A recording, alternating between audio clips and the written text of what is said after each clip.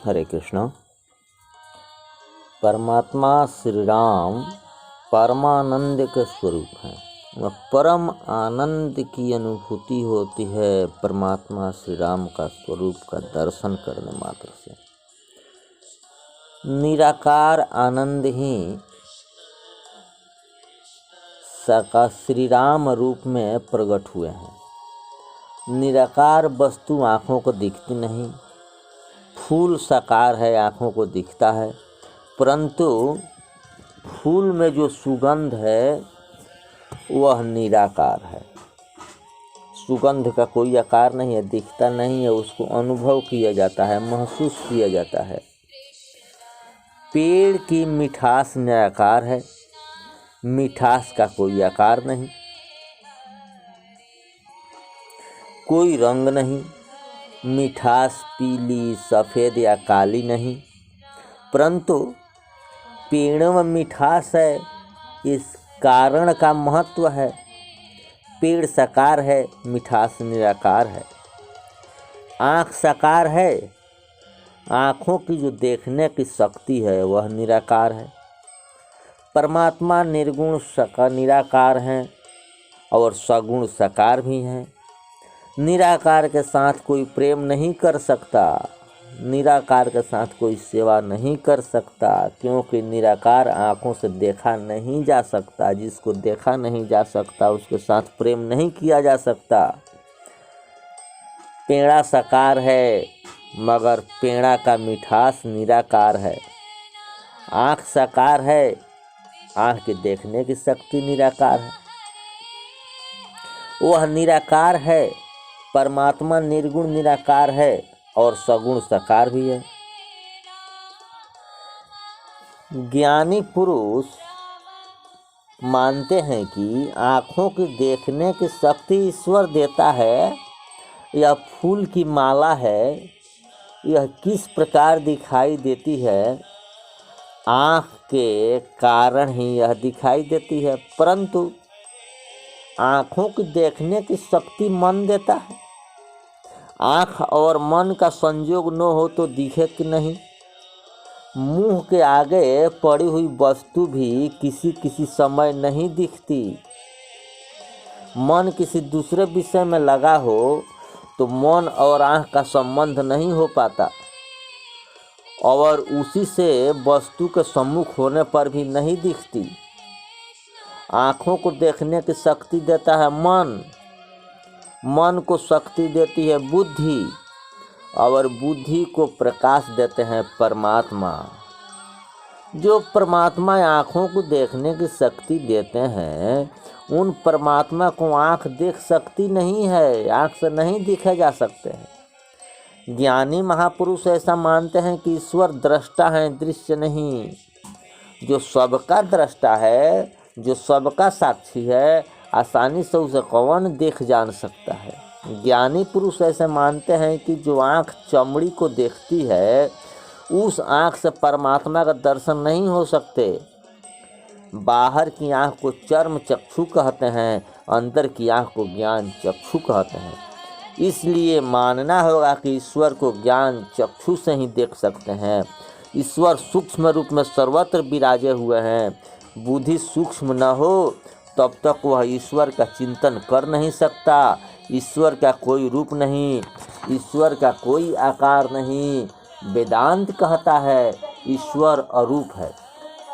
वैष्णव सिद्धांत कहता है कि ईश्वर अनंत रूप है, ईश्वर का आकार रहित है, क्योंकि अनेक आकार वाला है। ईश्वर का कोई निश्चित आकार नहीं। भक्त मानते हैं कि ईश्वर प्रेम के कारण आकार धारण करते हैं।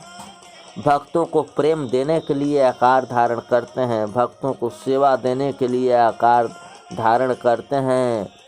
सूक्ष्म से सूक्ष्म रूप में प्रत्यक्ष होता है। अतिशय प्रेम देकर ही प्रभु अपना स्वरूप प्रकट करते हैं, सिर्फ भक्तों के लिए। सगुण नहीं अगुण नहीं, नहीं कछु भेदा, गावहि मुनि पुराण बुध बेदा। अगुण य रूप य लख जग सोई जोई, आ भगत प्रेम बस सगुण सोई। परमात्मा सगुण निर्गुण दोनों है। वेद सगुण निर्गुण ब्रह्म का वर्णन करते हैं। ईश्वर साकार निराकार उभय रूप में लीला करते हैं। निर्गुण ही सगुण बनता है, वह सूक्ष्म है, कोमल है और कठिन भी है। निराकार ईश्वर आँखों को दिखता नहीं, और जो आँख से दिखाई न पड़े उस वस्तु के साथ प्रेम कैसे हो सकता है। इसलिए निराकार ही साकार बनते हैं सिर्फ भक्तों के लिए। श्री राम साक्षात परमात्मा है। तत्व दृष्टि से सगुण साकार और निराकार एक ही है। निराकार वस्तु के साथ मनुष्य प्रेम नहीं कर सकता।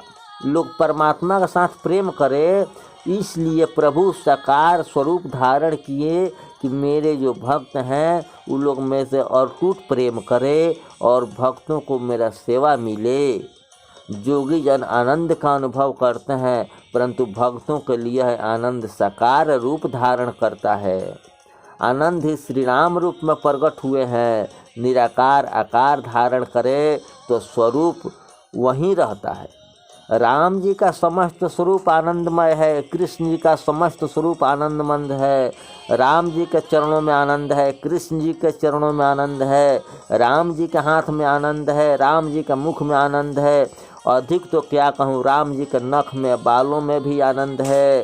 कृष्ण जी के बेड़ू में आनंद है, कृष्ण जी के मुस्कान में आनंद है, कृष्ण जी के चाल में आनंद है, कृष्ण जी के नृत्य में आनंद है। राम जी का समय श्रीअंग आनंद से भरा हुआ है, कृष्ण जी का समस्त अंग समस्त लीला आनंद से भरा हुआ है। आनंद के अलावा श्री राम जी का स्वरूप में दूसरा कुछ है ही नहीं। वैसे ही प्रभु श्री कृष्ण के लीला स्वरूप माधुर्य, उनकी जो भी लीला है सब आनंद से भरा हुआ है। मंदिर में श्री राम जी का दर्शन करते हो, उस समय शायद तुमको ऐसा लगता है जैसे मेरे हाथ पैर हैं, वैसे ही मेरे ठाकुर जी के भी हाथ पैर हैं, परंतु हमारे शरीर में और ठाकुर जी के स्वरूप में बहुत अंतर है। अपने शरीर का विचार करोगे तो ध्यान में आएगा कि इस शरीर के अंदर रुधिर है, मांस है, मज्जा है, हड्डी है, और श्री राम के शरीर में न तो रुधिर है, न मांस है, न मज्जा है और न हाड़ है। वो तो केवल आनंद ही आनंद है।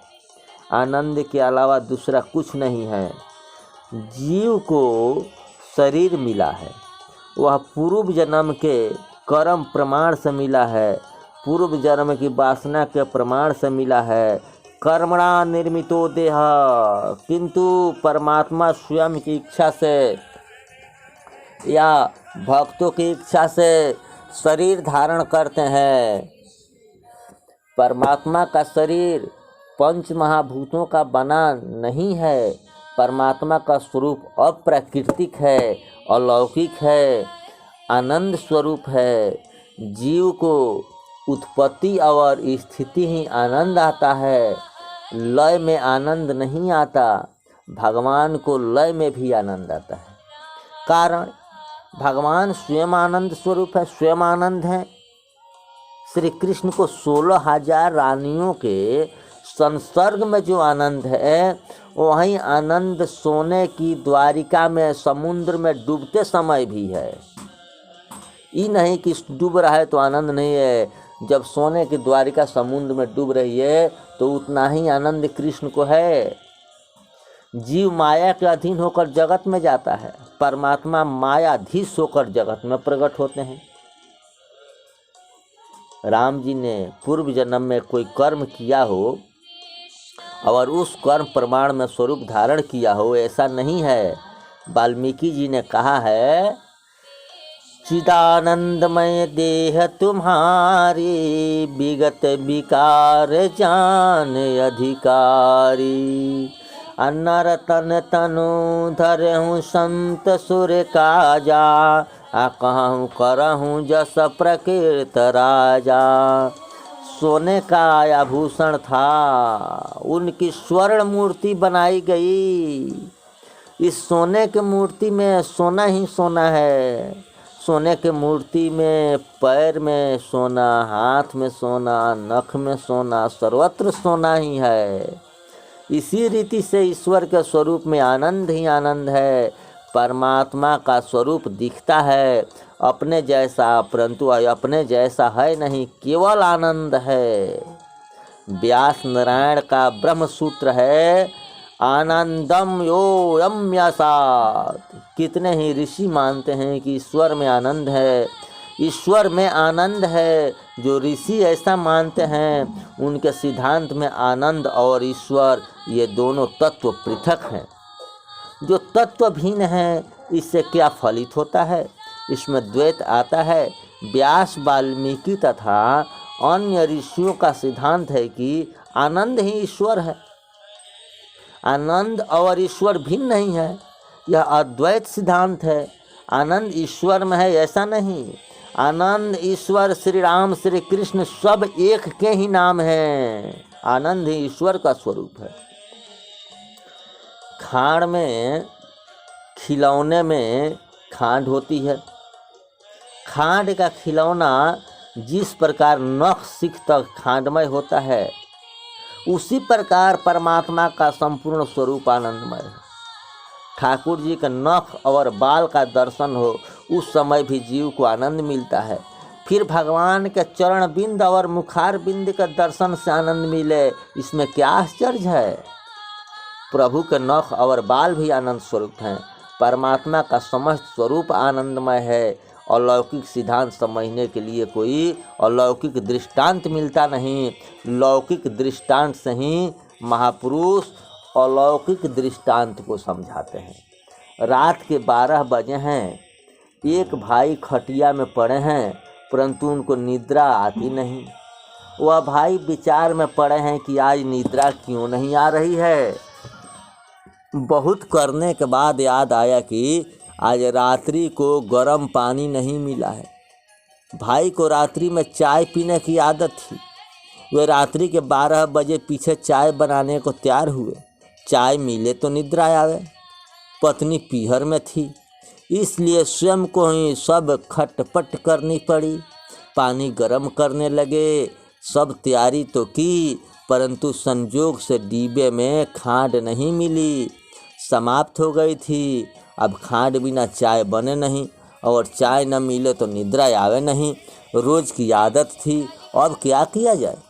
खांड के लिए कहाँ जाए, रात्रि के 12 बजे खांड उनको कौन देगा। अंत में याद आया कि उत्तरायण के दिन बालकों के लिए मैं खांड के खिलौने खरीद कर लाया था। वे घर में ही कहीं पड़े होंगे। फिर एक डिब्बा खोलकर ढूंढने लगे कि खिलौना कहाँ है। शौकीन मनुष्य और व्यसनी मनुष्य क्या नहीं करता। भाई को चाय का व्यसन था। व्यसन के समान कोई पाप नहीं होता। व्यसन से शक्ति का, द्रव्य का नाश होता है। कोई भी लौकिक व्यसन मनुष्य का पतन करता है। तुम चाय छोड़ो ऐसा कहने में तो तेरा मन कुछ डरता है, कारण कि मैं बहुत कहूँ तो भी तुम छोड़ने वाले नहीं हो। कितने ही तो ऐसा समझते हैं कि महाराज टेव नहीं, इसलिए महाराज कदाचित ऐसा कहते हैं।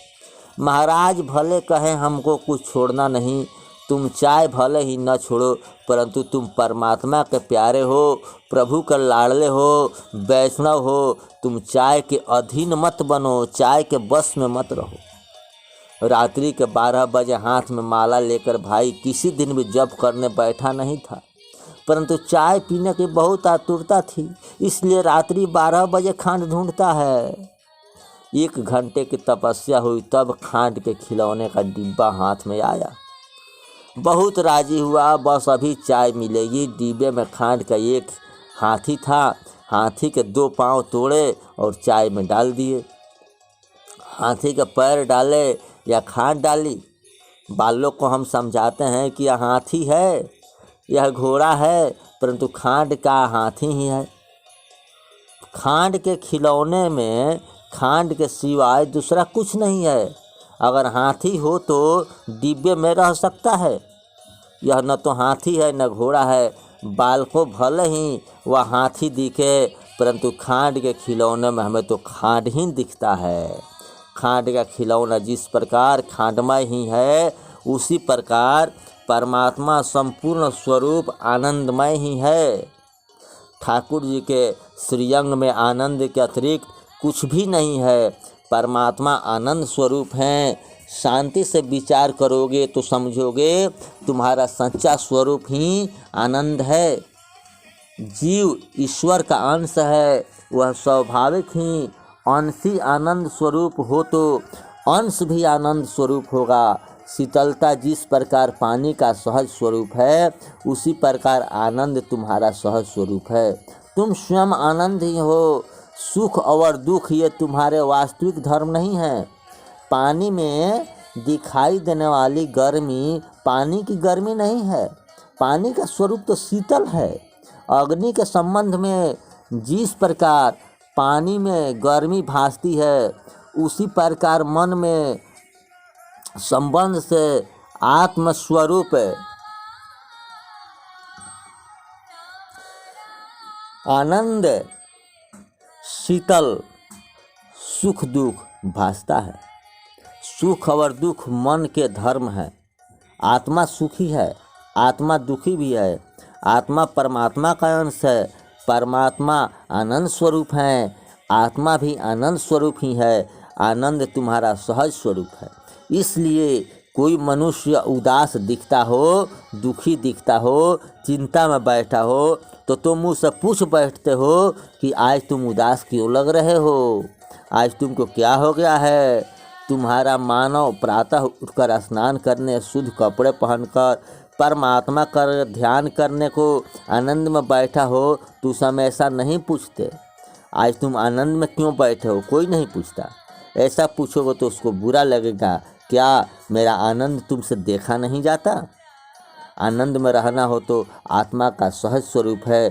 सुख दुख वास्तविक धर्म नहीं। सुख दुख तो कोई कारण से हो आते हैं। सुख भी टिकता नहीं, दुख भी टिकता नहीं। सुख और दुख दोनों भूल हैं। तुम परमात्मा के अंश हो, तुम आनंद स्वरूप हो। जीव स्वयं आनंद स्वरूप होने पर भी अज्ञान से इस संसार में आनंद को ढूंढने जाता है। आनंद किसी स्त्री में नहीं, आनंद किसी पुरुष में नहीं, आनंद किसी मोटर बंगले में नहीं, आनंद बाहर नहीं, आनंद तुम्हारे अंदर है। तुम्हारा सच्चा स्वरूप है। संसार के विषय आनंद देते नहीं, सुख दुख देते हैं। जो सुख देता है वहीं दुख भी देता है। जीव को सुख की भूख नहीं, आनंद की भूख है।